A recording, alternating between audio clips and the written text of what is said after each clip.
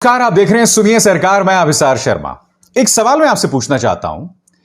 इस वक्त जो पेट्रोल के दाम लगातार बढ़ रहे हैं और कुछ जगहों पर 100 रुपए प्रति लीटर पेट्रोल हो गया है, क्या इसमें भी दोष 2014 से पहले की सरकार का है? और अगर दोष कांग्रेस सरकार का है तो पिछले 7 सालों से मोदी सरकार क्या कर रही है? यह बात किसी और ने नहीं बल्कि देश के प्रधानमंत्री नरेंद्र मोदी ने कही है। उन्होंने क्या कहा है वो मैं आपको थोड़ी देर बाद बताऊंगा और फिर मैं उसकी एक एक करके चर्चा करूंगा। मगर सबसे पहले यह खबर मैं आपको दिखलाना चाहता हूं जो आपके स्क्रीन पर है। यह खबर क्या कहती है, इसका हेडलाइन देखिए।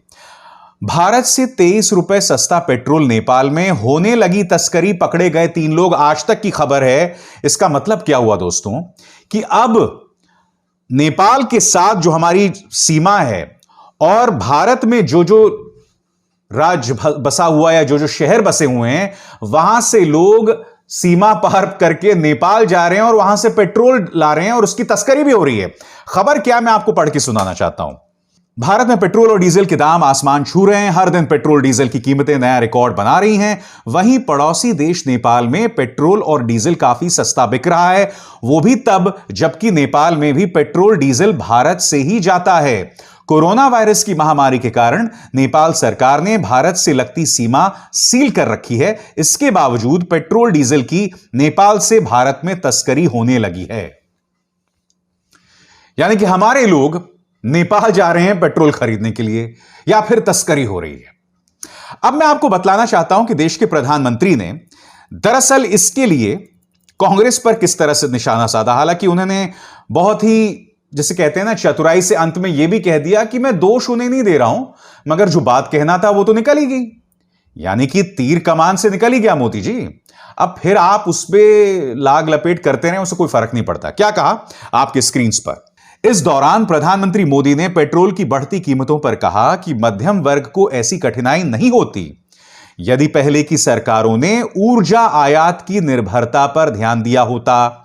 उन्होंने बताया कि 2019-20 में भारत ने अपनी घरेलू मांगों को पूरा करने के लिए 85% तेल और 53% गैस का आयात किया है।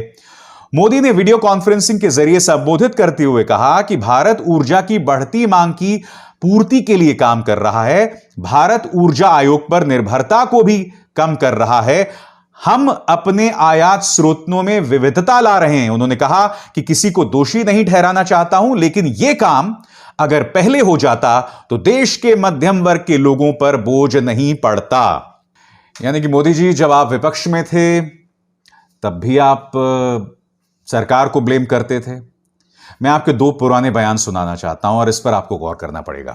पहला तो उनका वो ऐतिहासिक बयान है जिसके बारे में उन्होंने कहा था कि एक बार काला धन आ जाए तो 15-15 लाख तो गरीब के खाते में ऐसे ही चले जाएगा, जिससे बाद में अमित शाह ने एबीपी न्यूज को दिए गए इंटरव्यू में कहा था कि यह एक जुमला है।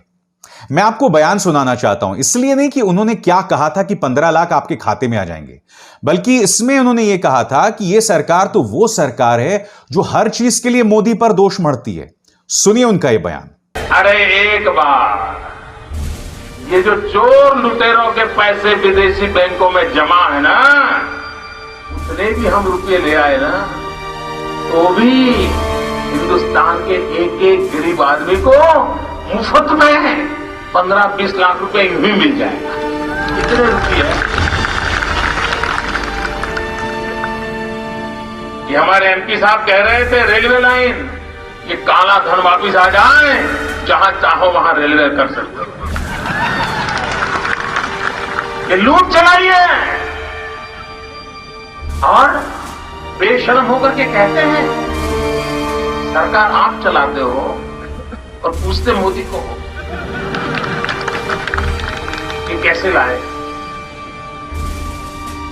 जिस दिन भारतीय जनता पार्टी को मौका मिलेगा, एक एक पाई हिंदुस्तान की वापस लाई जाएगी और हिंदुस्तान के गरीबों के लिए काम लाई जाएगी। तो सुना आपने, यह सरकार हर चीज के लिए मुझे दोषी ठहराती है। मोदी जी, मैं आपसे समझना चाहता हूं, आप भी तो वही कर रहे हैं। अगर मैं मान लूं कि वो सरकार पेट्रोल की बढ़ी हुई कीमतों के लिए भी आपको दोषी ठहरा रही है, यहां पर आप क्या कर रहे हैं बताइए। एक तो आपने देश की जनता को 15 लाख का वादा किया, वो तो खैर पूरा नहीं हुआ क्योंकि वो जुमला था। फिर आप ये कह रहे हैं हर चीज के लिए मुझे दोषी मढ़ा जाता है, मगर अब जब आप सत्ता में हैं तब हर चीज के लिए आप दोषी जो हैं विपक्ष को ठहराते हैं। किसान आंदोलन करता है, विपक्ष दोषी है। नागरिकता बिल के खिलाफ लोग आंदोलन करते हैं, विपक्ष दोषी है। 1 रैंक 1 पेंशन के लिए सैनिक सड़क पर आता है, विपक्ष उन्हें गुमराह कर रहा है। अरे विपक्ष अगर इतना ताकतवर है तो वो 55 सीटों पर थोड़ा ना अटका रहता। मेरी बात कांग्रेस की हो रही है। तो ये बहुत ही अजीब और गरीब बात है। अब मैं आपको सुनाना चाहता हूं प्रधानमंत्री ने जब वो विपक्ष में थे तो पेट्रोल के दामों पर क्या कहा था, सुनिए। साल का रिपोर्ट कार्ड के कुछ ही घंटों में उन्होंने देश में जिस प्रकार से पेट्रोल के दाम बढ़ा दिए, ये दिल्ली सरकार की शासन चलाने की नाकामयाबी का जीता जागता सबूत है।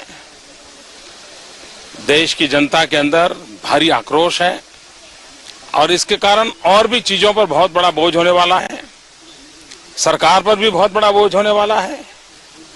मैं आशा करूंगा कि प्रधानमंत्री जी देश की स्थिति को गंभीरता से लें और पेट्रोल के दाम बढ़ाए हैं उसको वापस करें। तो सुना आपने, विपक्ष में कुछ और, सत्ता में आकर कुछ और देश की जनता को यह समझना होगा। अब मैं आपको एक आंकड़ा देना चाहता हूं दोस्तों, जो आपकी स्क्रीन पर है। जब मोदी 2014 में प्रधानमंत्री बने थे तब 1 लीटर पेट्रोल की कीमत थी 71 रुपए। आज कीमत 88 रुपए प्रति लीटर है और कुछ जगहों पर 100 तक पहुंच गई है। डीजल मई 2014 में 57 रुपए के भाव से बिक रहा था, आज 80 रुपए के भाव से बिक रहा है सिर्फ दिल्ली में, और हो सकता है इससे ज्यादा ही बिक रहा हो। यह हकीकत है। आप जानते हैं ना, मौजूदा आईटी मंत्री रविशंकर प्रसाद इन तस्वीरों में किस तरह से साइकिल में निकल गए थे अपना विरोध जतलाने पेट्रोल की बढ़ती कीमतों को लेकर। मैं आपको बताता हूं कि पेट्रोल के जो दाम बढ़ रहे हैं, इसका सीधा असर जाहिर सी बात है इन्फ्लेशन पर पड़ेगा, मुद्रास्फीति पर पड़ेगा और फिर महंगाई बढ़ेगी। क्योंकि इस वक्त आपको एक बात समझना पड़ेगा कि लोगों के पास नौकरियां नहीं हैं। पिछले 50 साल में नौकरियों को लेकर जो रिकॉर्ड है वो सबसे बदतर है।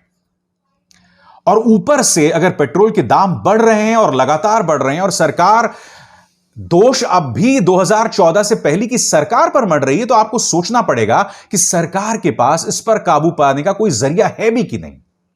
मगर उससे भी बड़ा सवाल मैं आपसे पूछना चाहता हूं कि देखिए, बीजेपी तो सड़कों पर उतर आती थी 2014 से पहले, आम इंसान भी उस पर बोलता था। इन चेहरों पर गौर कीजिए, अक्षय, अमिताभ बच्चन, अजय देवगन, ये तमाम लोग 2014 से पहले पेट्रोल के बढ़े हुए दामों पर खुल्लम खुल्ला बयान देते थे। मैं नहीं भूला हूं कि अमिताभ बच्चन ने एक जोक डाला था अपने ट्विटर अकाउंट पर कि भैया 2 रुपए का पेट्रोल डलवा दो।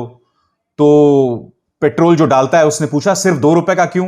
कहता गाड़ी के अंदर नहीं, गाड़ी के ऊपर, ताकि मैं गाड़ी को जला दूं, क्योंकि पेट्रोल के दाम इतने बढ़ गए हैं। अब ये लोग इतने डर गए हैं कि वो लोग ये मजाक भी नहीं करते हैं। और ये सवाल आम इंसान के साथ भी है कि देखिए, 2014 से पहले जब आप पेट्रोल के बढ़े हुए दामों पर प्रदर्शन कर सकते थे, अब आप क्यों डरते हैं? जब आपसे पेट्रोल स्टेशंस पर न्यूज चैनल्स के रिपोर्टर्स, कैमरामैन सवाल करते हैं, तो आप इतनी दबी आवाज में अपनी बात क्यों रखते हैं? पेट्रोल के बढ़े हुए दामों पर बात क्यों नहीं की जाती है? उसको लेकर इस कदर खौफ क्यों है आप पे, अपनी बात रखने को लेकर? हकीकत यह दोस्तों